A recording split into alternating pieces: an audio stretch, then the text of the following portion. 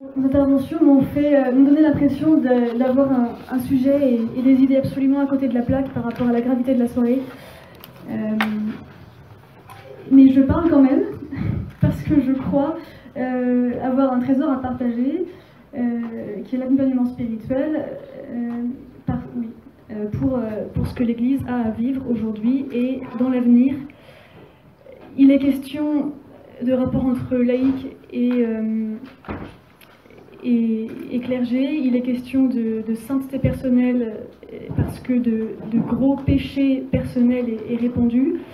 Et donc, en quoi l'accompagnement spirituel?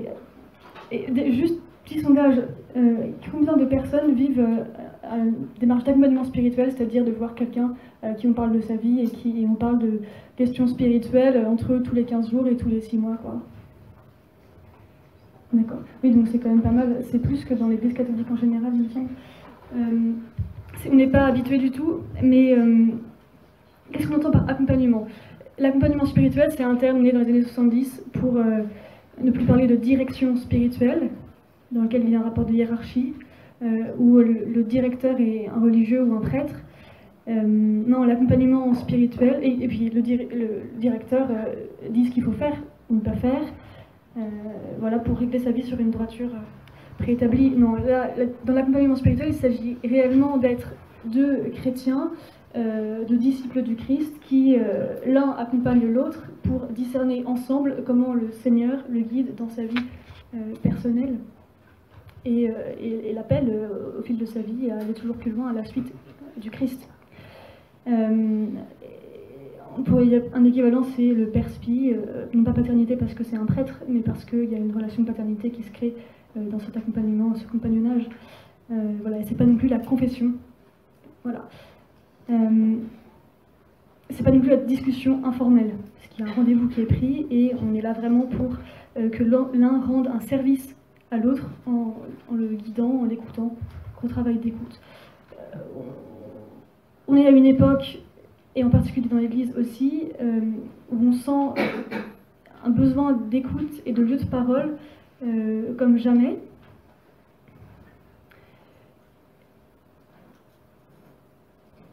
Tout ce qu'on a entendu là, ce soir comme lieu de blessure donne vraiment envie que se multiplient les lieux d'écoute dans notre Église. Et donc, accompagnement. Donc, l'accompagnement spirituel, c'est le frère et sœur aîné dans la foi qui a l'expérience de la suite du Christ, un peu plus que nous. Et dans ce compagnonnage fraternel, on ne va pas atteindre un seuil de confort pour la raison personnelle, c'est pas le but. On ne va pas régler sa vie sur une droiture, mais on va essayer de voir comment, dans la vie de l'accompagné, se construit le royaume de Dieu et comment il participe, comment il s'inscrit dans cette vision de la construction du royaume de Dieu. Donc il y a vraiment un but de sainteté. C'est pas uniquement des prêtres ou des religieux qui ont à rendre ce service, c'est des laïcs qui peuvent vraiment être complètement formés pour vivre ça, pour être accompagnateurs. Et même le catéchisme de l'Église catholique le dit. Alors, l'accompagnement spirituel comme ministère.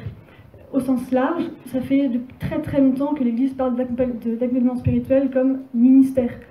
Comme on dit que le catéchisme c'est un ministère, comme on dit que tout service dans l'Église un peu formalisé est un ministère.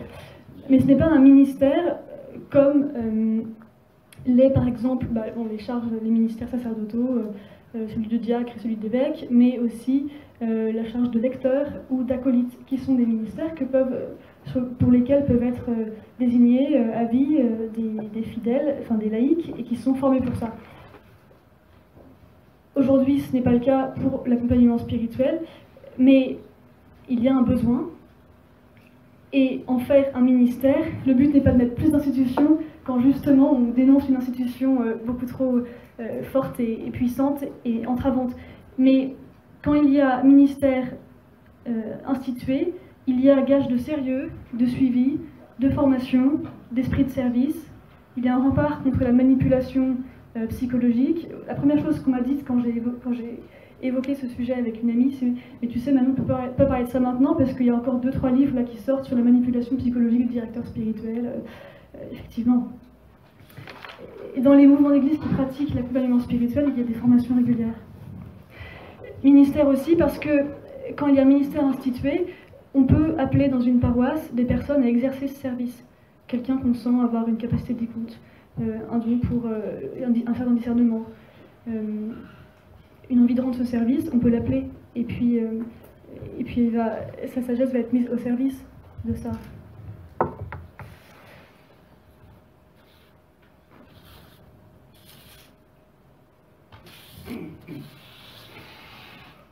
L'accompagnement spirituel sert vraiment à former des disciples du Christ. Comment Dieu me parle dans mon quotidien. On vise la sainteté, et donc il y a une sorte d'émondage du péché qui se fait. Une des figures bibliques de l'accompagnateur spirituel, ça pourrait être le prophète Nathan qui vient voir David, qui le voit régulièrement pour l'exhorter, lui montrer son crime, avoir volé la femme de son fidèle soldat et de l'avoir envoyé à la mort. Il y a aussi la figure par exemple de Élie et Samuel. Samuel est appelé, il ne comprend pas ce que c'est, il va voir Élie, et Élie, qui a un peu plus d'expérience de la vie spirituelle, lui dit au début il ne comprend pas, parce qu'en fait Dieu appelle chacun différemment, donc un accompagnateur spirituel est toujours surpris de la manière dont l'accompagné est guidé, et puis en fait il comprend, et il lui propose une démarche, tu vas dire ceci, et l'accompagnateur permet que la relation entre la créature et le créateur puisse naître. C'est vraiment précieux, ça nous fait gagner du temps en fait dans la vie spirituelle. Et en fait, l'accompagnement spirituel sert donc à écouter et orienter vers Dieu, c'est l'exemple qu'on a vu, former des disciples vers la sainteté, apprendre à discerner comment Dieu nous guide, ça c'est être disciple. Je vais très vite, désolé, c'est abstrait. Et favoriser tout ce qui est guérison et conversion. Parce que quand on parle de sa vie librement, c'est un des seuls lieux où on peut parler librement avec un accueil et aucun jugement et un secret, et ben il y a des formes de blessures affectives dont on peut se rendre compte alors qu'on les avait enfouies tellement c'était douloureux, qui ressurgissent et qu'on prend à bras le corps pour essayer de s'en sortir. Et le directeur, non, je me trompe, l'accompagnateur spirituel, à ce moment-là, renvoyé vers quelqu'un de compétent, de spécialiste dans le domaine médical, etc. De même, s'il y a un dérèglement sexuel, ou s'il y a... alors là, je vais dans le plus dur, quoi. Mais les péchés se révèlent, même si ce n'est pas le lieu de la confession, mais forcément, il y a des choses qui se voient. Et bien là, le directeur ou l'accompagnateur spirituel peut renvoyer vers, ou conseiller, ou voire dénoncer, au fond. Bon, ça pose des problèmes de secret de confession et tout ça, mais c'est pas une confession. Et vous voyez les perspectives. Voilà, à qui cela est-il destiné?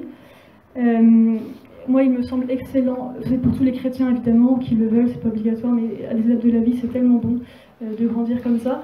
Je crois qu'il serait urgent que les prêtres, les laïcs engagés dans l'Église, les religieux, que tous ceux qui ont une fonction de responsabilité soient accompagnés, s'accompagnent mutuellement. Un laïc peut accompagner un prêtre peut accompagner un laïc, des femmes peuvent accompagner. Peut-être que c'est mieux que les gens connaissent la réalité de vie de la personne, donc un prêtre accompagne un prêtre, oui, je comprends, mais en fait, d'autres cas peuvent exister aussi.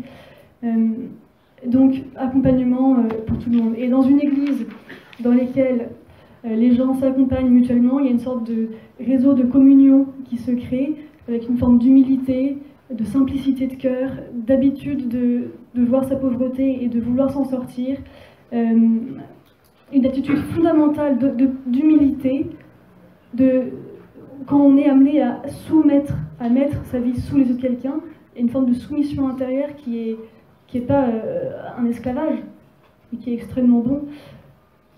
Et donc, l'accompagnement spirituel, c'est le lieu privilégié pour dévoiler les tactiques du diable de tous les lieux de pouvoir. Et c'est vraiment des personnes qui destituent leur propre pouvoir et qui vivent l'humilité qu'on veut comme responsable de notre Église.